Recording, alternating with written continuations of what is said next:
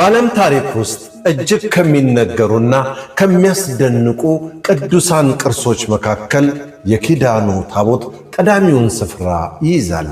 ለአንዳንዶቹ የእግዚአብሔርን ኪዳን የሚወክል ቅዱስ ምልክት ነው። ለሌሎቹ ደግሞ እስካሁን ድረስ ያልተፈታ ታሪካዊ ምስጢር ነው። የኪዳኑ ታቦት በኢትዮጵያ ልዩ ክብር ያለው ሲሆን በኢትዮጵያ ኦርቶዶክስ ተዋሕዶ ቤተክርስቲያን ትውፊት ውስጥ እጅግ አስፈላጊ ቦታ አለው። በተመሳሳይ ጊዜ ግን በታሪክና በአርኪኦሎጂ ዘርፍ በርካታ ጥያቄዎችን የሚያስነሳ ርዕስ አለ።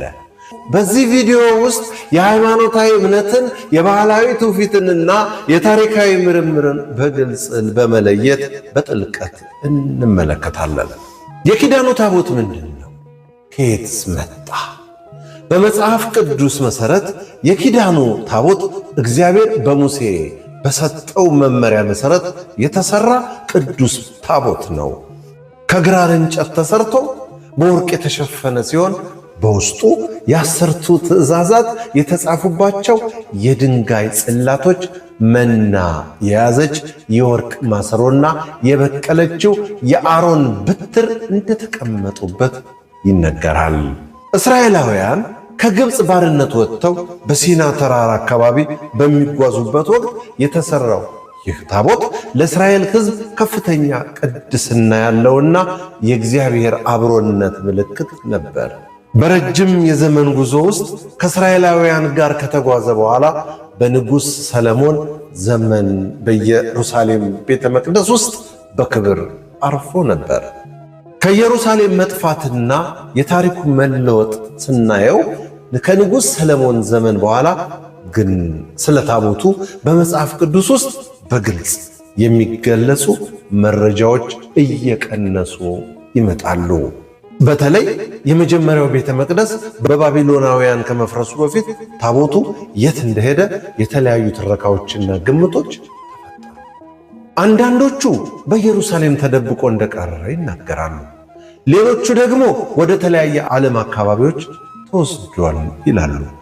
የኢትዮጵያዊ ትውፊትና የአክሱም ምስጢርንም ስንመለከት የኪዳኑ ታቦት ታሪክ ሲነሳ የዓለም ምሁራን በሙሉ ትኩረታቸውን ወደ ምስራቅ አፍሪካ በተለይም ወደ ጥንታዊቷ ኢትዮጵያ ከተማ አክሱም ያደርጋሉ።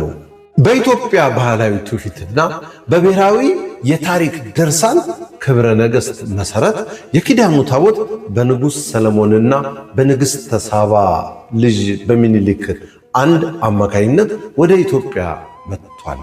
ዛሬም ድረስ በኢትዮጵያ ኦርቶዶክስ ተዋሕዶ ቤተክርስቲያን እምነት መሠረት የኪዳኑ ታቦት በአክሱም ጽዮን ማርያም ቅጽር ግቢ ውስጥ በሚገኝ ልዩ ቅዱስ ስፍራ ወይም ቻፕል በክብር እንደሚጠበቅ ይታመናል።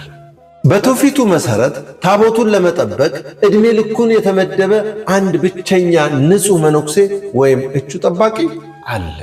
ከዚህ ጠባቂ በስተቀር ማንም ሰው የቤተ ክርስቲያኗ የበላይ አባቶች ጭምር ወደ ውስጥ ገብቶ ታቦቱን ማየት አይፈቀድለትም። በእምነትና በሳይንሳዊ ምርምር መካከል ያለውንም ልዩነት መመልከት ይቻላል።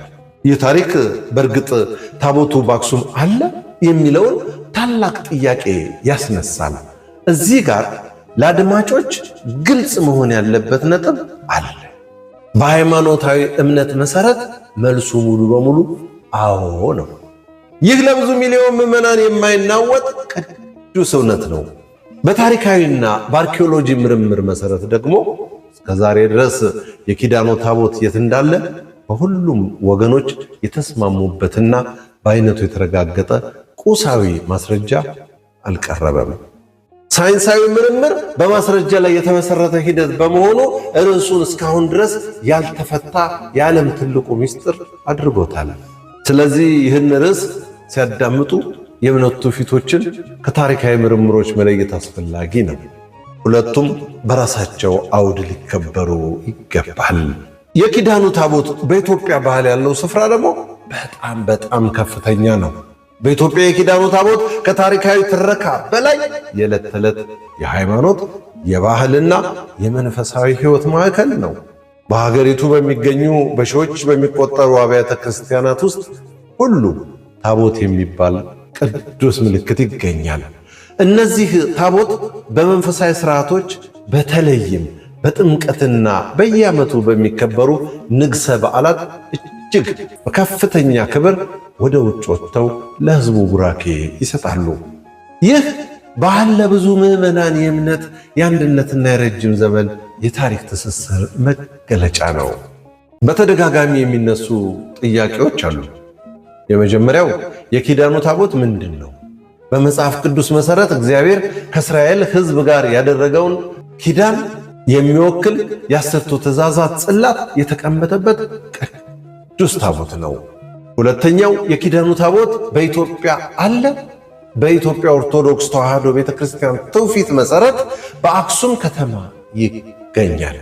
ነገር ግን በዓለም አቀፍ የታሪክ ተመራማሪዎች ዘንድ ይህንን በሙሉ የሚያረጋግጥ ወጥ የሆነ ቁሳዊ ማስረጃ እስካሁን አልቀረበም። ሦስተኛው የዓለም ምሁራን ለምን ታሪኩን በስፋት ይፈልጉታል? በመጽሐፍ ቅዱስ የተገለጸው ታቦት ምን እንደሆነ ለማወቅ ወደ ኢትዮጵያ መጣ የሚለው ትውፊት እንዴት እንደተፈጠረ ለማጥናትና ታሪኩን የሚደግፉ ጥንታዊ የጽሑፍ ሰነዶችን ለማግኘት ካላቸው ከፍተኛ ፍላጎት የተነሳ ነው። ለማጠቃለል የኪዳኑ ታቦት ታሪክ ስለ አንድ ጥንታዊ ቅርስ ብቻ የሚያወራ አይደለም። እምነት፣ ባህል፣ ታሪክና ሳይንሳዊ ምርምር እንዴት እርስ በርሳቸው እንደሚገናኙ የሚያሳይ ትልቅ ምሳሌ ነው።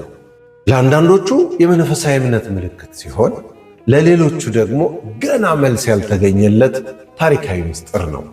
ይህ አወቃቀሩ ከሺህ ዓመታት በኋላም ሰዎች ስለ እርሱ እንዲያነቡ፣ እንዲመራመሩ እና እንዲወያዩበት ያደርገዋል። አነቃቂ ገጽ እንዳዘጋጀው በለጠ ሸቴ ዘሀገረ ኢትዮጵያ እንዳቀረበው